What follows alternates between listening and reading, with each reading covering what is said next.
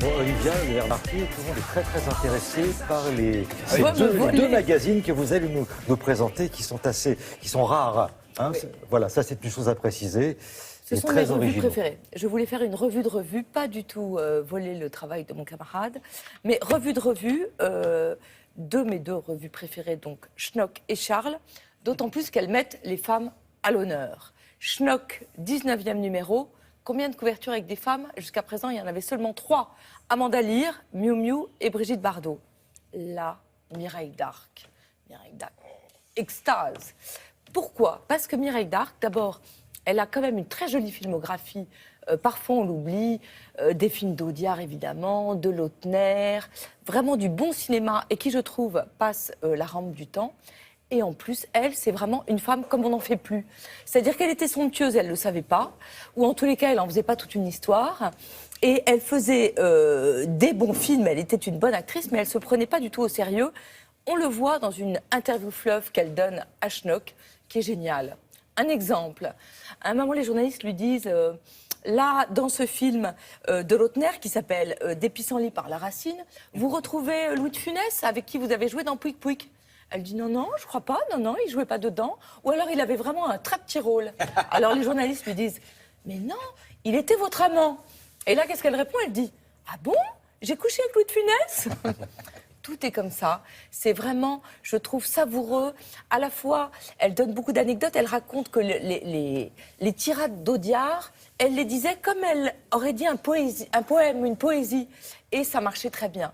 Et le pic de l'interview, elle raconte la fameuse robe du grand blond avec une chaussure noire. C'est celle de la couverture. Celle de la couverture, la robe de Guy Laroche, décolletée dans le dos. Alors, c'est très rigolo parce qu'elle raconte l'histoire de cette robe. Elle reçoit le scénario et elle se dit « Oh, je vais encore jouer une baladeuse ». J'aime bien parce qu'elle se plaint souvent qu'elle avait des rôles qui étaient un peu petits par rapport aux personnages masculins qui avaient des rôles assez grands. Et en même temps, on lui dit « Mais alors, pourquoi est-ce que vous avez accepté ?» Elle répond « Parce que je sais lire un scénario et je ne pouvais pas passer à côté d'un film pareil. » Donc, elle se demande comment est-ce que je peux faire pour exister. Elle va voir Guy Laroche qui lui dit « Je vais te faire une robe spectaculaire ». Il lui dit « Je vais te faire un décolleté ». Elle dit « Mais non, j'ai pas de poitrine, je peux pas faire rêver la France ».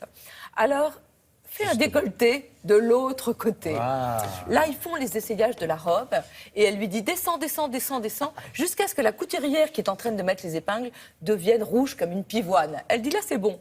Elle arrive sur le plateau, silence sur le plateau. Elle se dit « Zut, j'ai été trop loin ».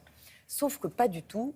On lui dit, écoutez, on va être obligé de refaire tout le plan de travail, toute la journée de travail, en fonction de la robe. Parce qu'on va vous filmer de dos. Oui. Et ce qui est drôle après, c'est qu'elle a débarqué sur le tournage avec la robe et visiblement Pierre Richard ne l'avait jamais vue. Ah bah ça, D'où silence son air complet sur le très plateau, étonné. j'imagine. C'est Schnock, c'est le nouveau numéro 19 et c'est formidable. Il y a plein d'autres interviews évidemment et articles. Je vous Je peux l'offre. préciser, Je vous l'offre. concernant Mireille d'Arc, c'est qu'elle continue une carrière incroyable. Elle a une distance par rapport à ce métier et c'est devenue une productrice et Photographe, réalisatrice. réalisatrice, avec énormément de talent, je suis Incroyable. d'accord. Charles, autre revue que j'adore, une revue de politique qui a démodé toutes les autres manières, je trouve, de parler de politique. Là, c'est intéressant parce que la revue pose la question, est-ce que la politique française ne serait-elle pas raciste et sexiste?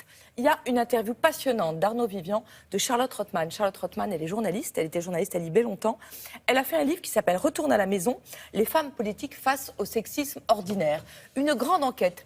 Et c'est passionnant parce que les femmes, en fait, qui sont victimes, parfois, de faits très désagréables, elles ne veulent pas raconter. Vous savez pourquoi? Parce qu'elles ne veulent surtout pas qu'on puisse les prendre pour des victimes qui ont besoin d'être consolées. Donc c'est la double peine. Parce que non seulement vous êtes une femme et vous êtes victime de choses désagréables, mais en plus, si vous les racontez, vous avez l'air d'une victime. Elle raconte aussi que l'affaire Beaupin, évidemment que c'est formidable que les langues se délient, mais elle a une formule assez rigolote. Elle dit « il ne faut pas que ce soit le cache-sexe du sexisme en général, parce que le sexisme, c'est pas seulement du harcèlement sexuel, c'est la manière dont on vous regarde parce que vous êtes habillé de manière qui ne plaît pas, mais même pas ça, avec une robe d'été Cécile Duflot à l'Assemblée. Ou les Elle petites raconte phrases, d'ailleurs que c'est très récent. que les femmes aient le droit de venir en pantalon à l'Assemblée nationale. Il y a une anecdote que je ne connaissais pas sur Michèle Alliot-Marie, en 1972, qui travaille dans un cabinet ministériel. Elle arrive en pantalon, elle lui dit « Vous ne pouvez pas rentrer comme ça ». Elle dit « Ce n'est pas un problème, je vais l'enlever ». C'est magnifique, ça. Je crois que la loi française, c'est un vieux... 97, Voilà. Bien sûr. c'est en 97 qu'elle a été changée. Oui, parce que Absolument. les femmes devaient être en jupe. Ouais, Tout à fait. Bon, il y a les petites phrases aussi. Petite phrase, Petite et phrase qu'on notamment, sort comme ça. alors là je ne sais même pas si on peut dire que c'est une petite phrase, je pense que c'est carrément une grande phrase. La phrase sur Ramayad, Ramayad est une femme et elle est noire, elle va donc être promue, heureusement qu'elle n'est pas lesbienne et handicapée, sinon elle serait Premier ministre. Rappelez-vous, c'était Roselyne Bachelot qui avait dit cette très très jolie phrase, c'est qui montre que parfois les femmes sont pires que les hommes entre elles. Passionnant, donc interview de Ramayad, très très bien, candidate à la présidence de la République quand même. Oui. Une mine. On verra si elle est sur la ligne de départ. Et je vous conseille, il y a une nouvelle de Frédéric Siriez sur les élections en 2017. Et il dit que c'est Rachida Dati qui sera candidate des Républicains. C'est assez amusant.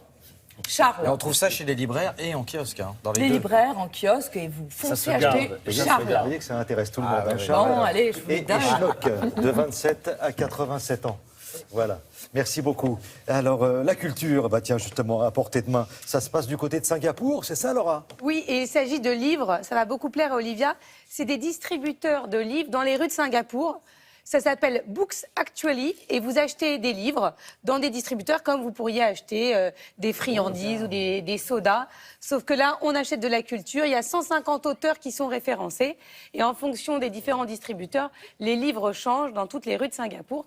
Je trouve que c'est une très bonne idée qu'on devrait importer chez nous. C'est génial. Voilà, excellent, validé par Olivia de Lamberterie. Oui, mais il faut Merci défendre beaucoup. les libraires. Voilà, Les bien libraires. bien sûr, mais c'est ce Les qu'on fait, hein, libraires. c'est ce qu'on fait tous les matins.